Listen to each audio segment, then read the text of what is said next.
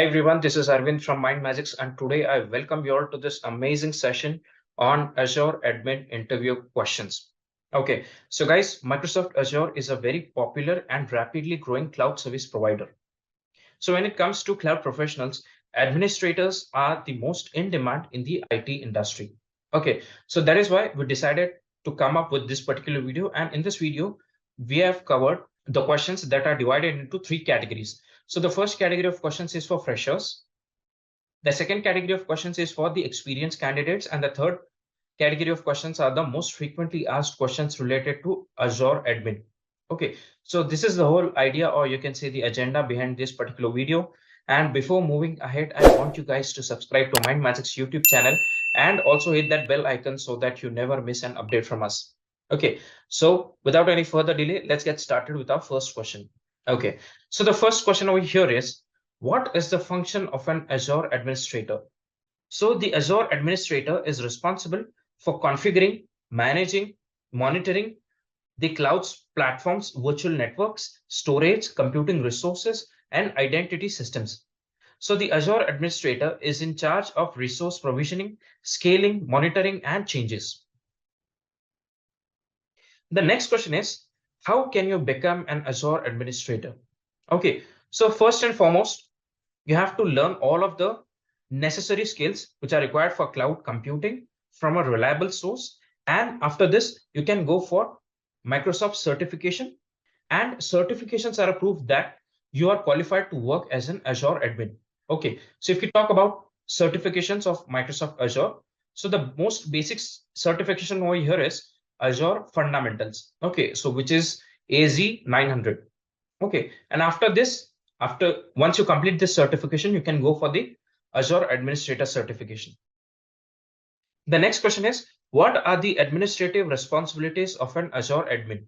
So administrators are the important to smooth running of a business because they help people or teams with administrative tasks.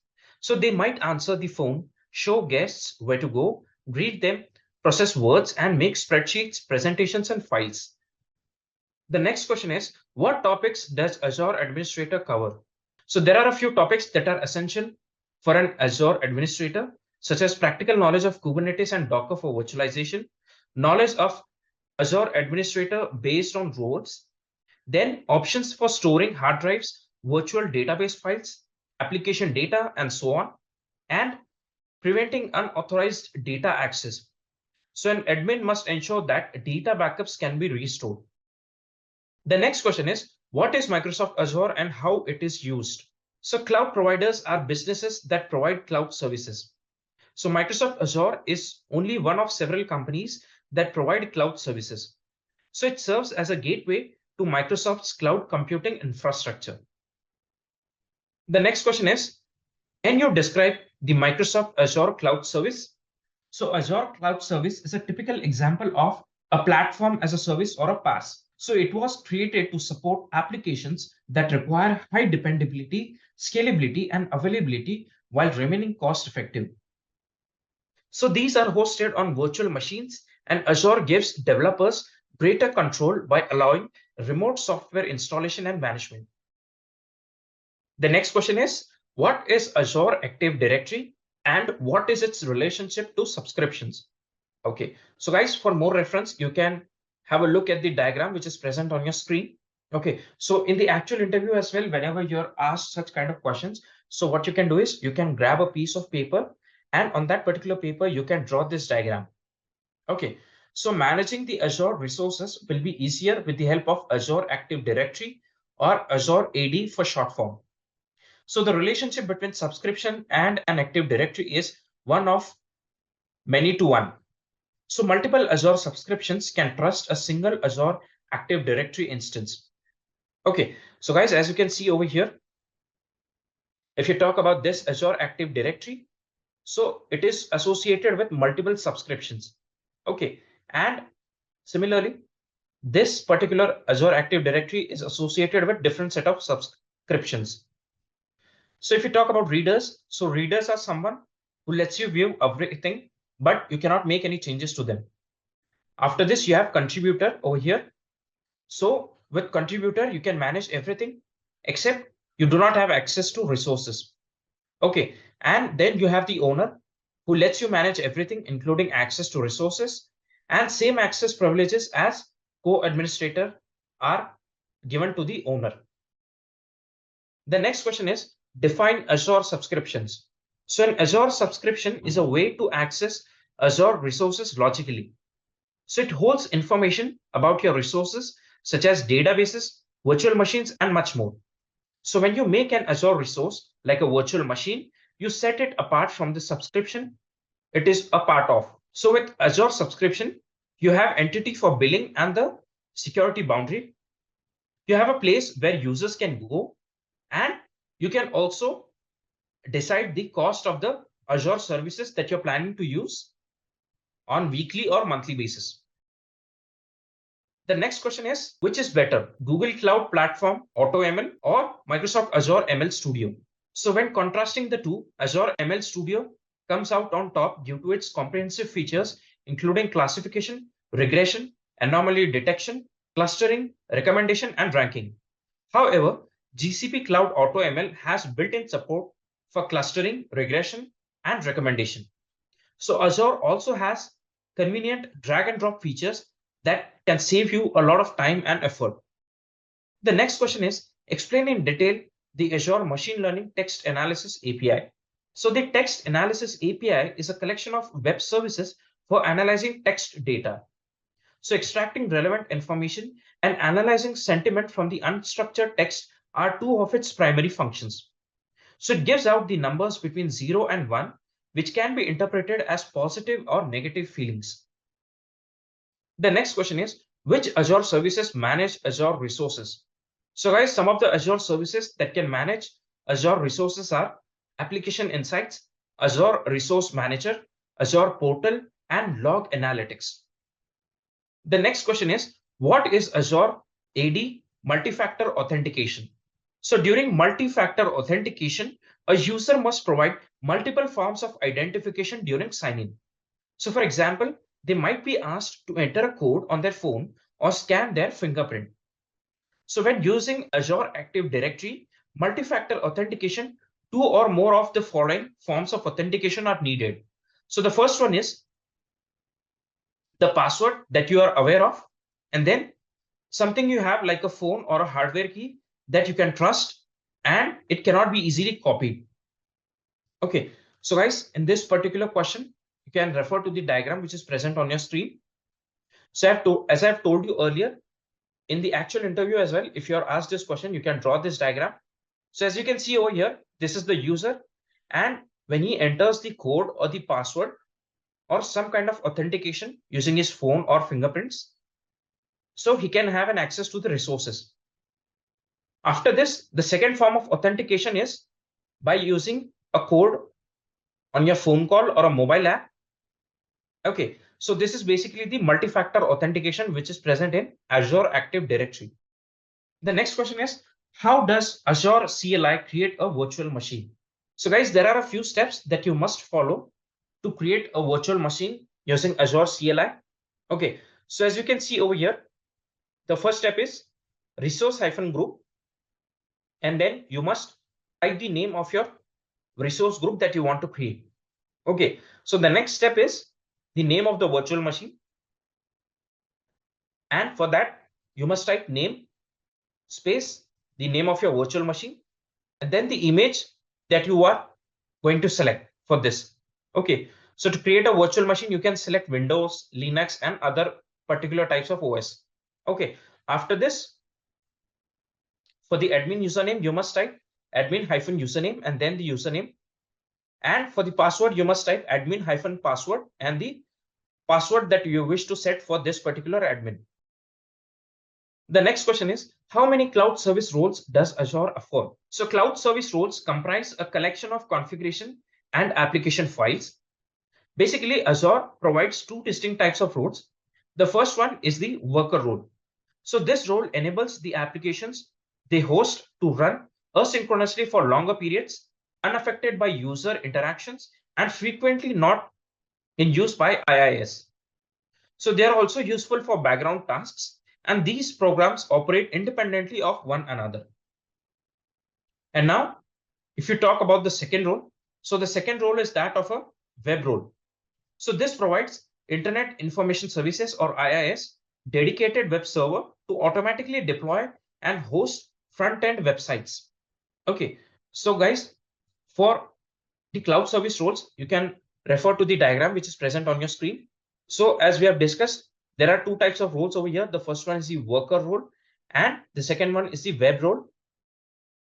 The next question is, why do we need the Azure Diagnostics API? So we can collect diagnostic data from Azure applications such as performance monitoring, system event logs, and so on. So to monitor data verbosely for cloud service roles, Azure Diagnostics must be enabled. So diagnostics data can be used to create visual chart representations for better monitoring and performance metrics alerts. The next question is, what kinds of cloud deployment models exist? So guys, there are basically three types of cloud deployment models. The first one is the public cloud. So your cloud provider owns the infrastructure and your server might be shared with others. Then you have the private cloud model. So in this particular type, you manage the infrastructure or your cloud provider offers only that service. So you could host your website on a cloud service provider's dedicated servers or your servers. So hybrid cloud refers to a setup in which both public and private cloud services are used. So you can host your company's website in the cloud, but you can keep sensitive information on your own servers. So a hybrid cloud would describe this setup. The next question is, why does Azure websites have a migration assistant tool? So using the migration assistant, you can check your IIS configuration. Apart from this, it assists in determining which server can be moved to the cloud. So there are parts of it that still need to be migrated to Azure or need to be supported there. The next question is, what is the best way to run the code without a server in Azure? So without a server, code can be executed using the Azure Functions service. So Azure Functions without a server simplify complex orchestration and challenging resolutions. So they are intended to be stateless and transient. They facilitate integration with other services without requiring manual coding, accelerating the development process. So it allows the developer to focus on writing and implementing business logic code, thereby saving considerable amount of time and effort. So Azure Application Insights also provides monitoring and analysis of code performance, enabling the identification of bottlenecks and failure points across the application's components. The next question is a very important question. So the question says, is AWS better than Microsoft Azure? So depending upon your perspective, the answer will be either yes or no. So it is commonly agreed that Azure is preferable because it is a Microsoft product, and this makes it simpler for businesses to migrate to the cloud if they already use Windows Server, SQL Server, and Exchange. Apart from this, Azure stands out compared to AWS because Microsoft has a comprehensive understanding of the developer tools. But having said that, like if you talk about the Gartner Magic Quadrant for cloud service providers, so in that particular quadrant, clearly the winner is AWS. Okay, so AWS is the most popular, but as per my opinion, the second best option after AWS is Microsoft Azure.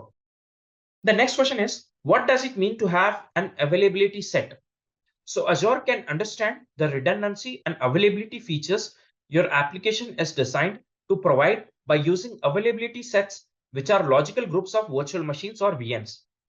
So it is advised that two or more virtual machines can be created with an availability set to create a highly available application and guarantee compliance with Azure's 99.95% SLA.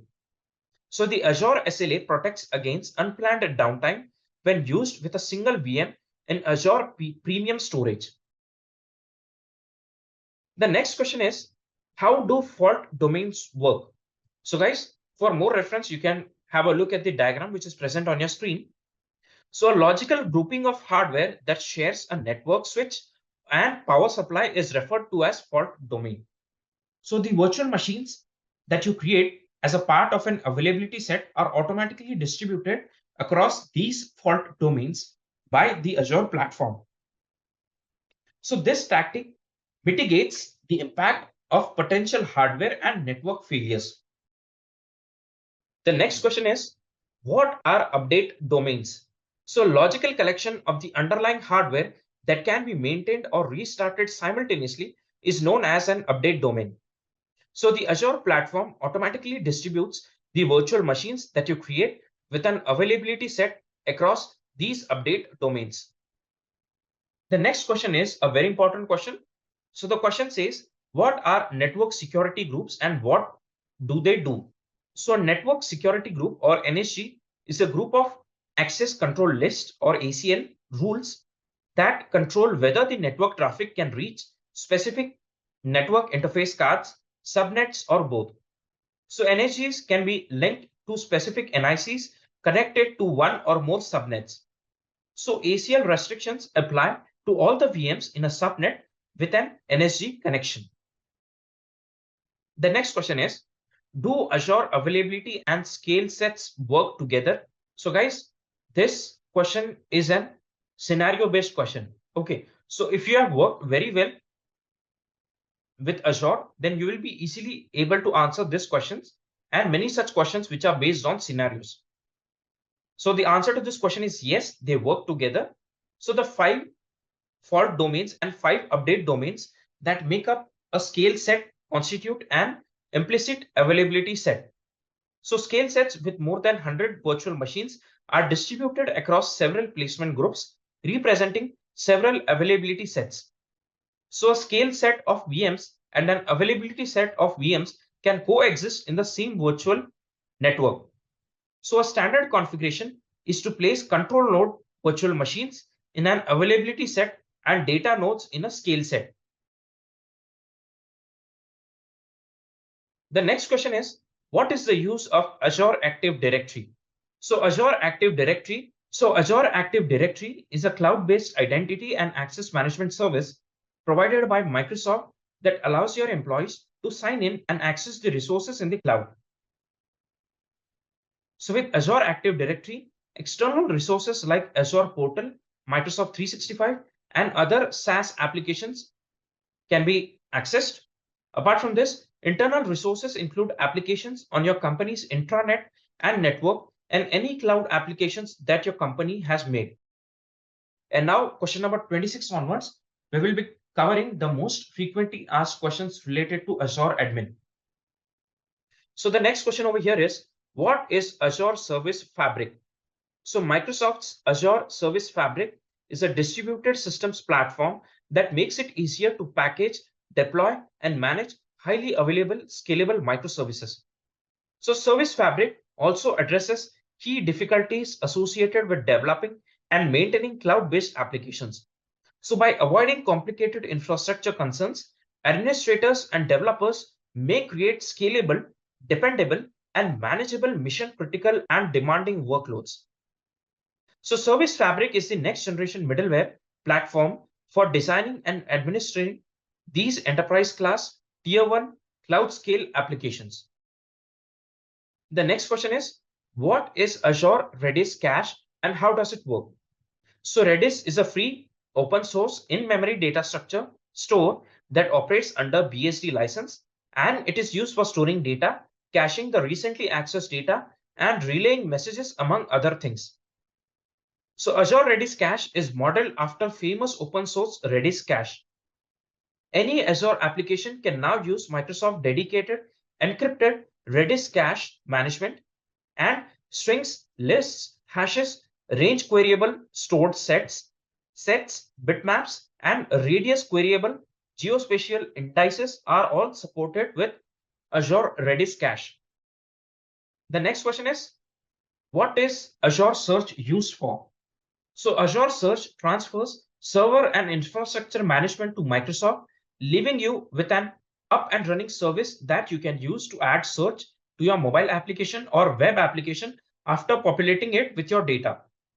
So Azure Search allows you to quickly add a powerful search experience to your applications using a .NET SDK or a REST API without managing search infrastructure or becoming a search expert. The next question is, what is Azure Databricks? So Azure Databricks data analytics platform provides two environments for developing data-intensive applications. The first one is the Azure Databricks Workspace, and the second one is the Azure Databricks SQL Analytics. The next question is, what is Azure's CSPack? So CSPack is a command line tool that makes the service package files and gets an app ready for deployment in Azure or Compute Emulator. So every project with a cloud service type has a configuration file .cscfg file, which was made with CSPack. The next question is, what does Azure use to fix IP addresses? So a static IP address is used when a device connected to Azure should not have its address changed. So guys, the next question is, what is a guest OS in Microsoft Azure? So when you host a role instance in a virtual machine or a VM, the guest operating system is the operating system that controls the virtual machine. The next question is, what does a VNet mean? So a VNet or a virtual network is the cloud-based analog of your physical network. So your newly launched cloud instances can be logically isolated from the rest of your resources. So guys, as you can see in this diagram, in this particular diagram, so this is the customer virtual network and this is the platform virtual network. Okay, so for customer virtual network, you have the subnet, and in this subnet you have the multiple VMs. If you talk about the second subnet over here, it is the delegated subnet. Okay, so in this particular subnet you have the network container. Okay, and the two virtual networks are connected by Swift tunnel, as you can see over here. And now if you talk about the platform virtual network, so here you have the container host virtual machine and you have the front end virtual machine. So both are separated by different subnets. So container host virtual machine is present in the backend subnet and front end virtual machine is present in the front end subnet. The next question is it possible to add an existing virtual machine to an availability set? So the answer to this question is no. Virtual machines or VMs can only be included in an availability set if they are initially created within that set. So you cannot add a freshly created VM to an existing availability set. The next question is, how can I find a list of the already integrated Azure Active Directory applications and what they can do? So about 2600 applications are already set up to work with Azure Active Directory. So all the apps have been already connected to a single sign-on system or the SSO. So SSO lets you use the login information for your organization to get into your apps. So some applications also allow provisioning and deprovisioning to be done automatically. So guys, with this, we have come to the end of this session on the most important questions related to Azure Administrator. I hope you guys have enjoyed this session. If at all you have any queries related to this session, then you can write your queries in the comment section and my team is here to help you resolve all your doubts and queries. So guys, I wish you all the very best for your upcoming interview and thank you so much for being with us.